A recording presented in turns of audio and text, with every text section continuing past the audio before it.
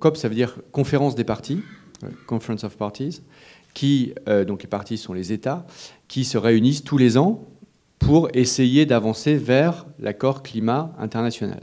Il se trouve que la dernière grande conférence où le mandat était de trouver un accord, c'était Copenhague en 2009, je pense que un certain nombre d'entre vous s'en souviennent, et c'était un échec.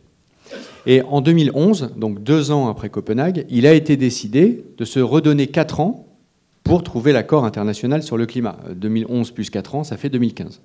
Donc l'année 2015 est celle du rendez-vous, quel que soit l'endroit qui l'accueille. Il se trouve qu'en 2012, le président de la République a fait le choix d'accueillir et de prendre le risque, en quelque sorte, d'accueillir cette conférence.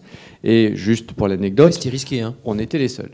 On était les seuls candidats, on a gagné, c'était pas très difficile, mais ça prouve que c'était pas si attractif d'accueillir cette COP21, puisque le risque politique était réel, il est toujours réel, même si moi je suis, chaque semaine qui passe, de plus en plus optimiste, et je le suis depuis un certain temps, sur le fait qu'on arrivera, cette fois-ci, pour des raisons qu'on peut développer, à trouver un accord sur le climat à Paris.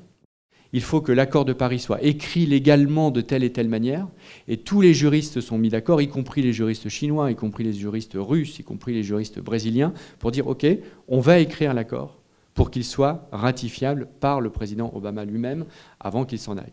Donc on voit bien qu'il y a un degré de consensus sur un sujet comme celui-là qui était inimaginable à Copenhague, puisque c'était au contraire un des enjeux majeurs de tension.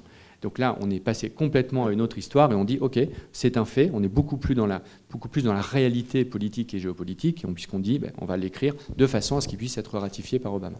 Concrètement, ça veut dire que c'est impossible de trouver un accord international sur le climat sans l'aval et sans l'accord bilatéral de la Chine et des États-Unis. La preuve, Copenhague.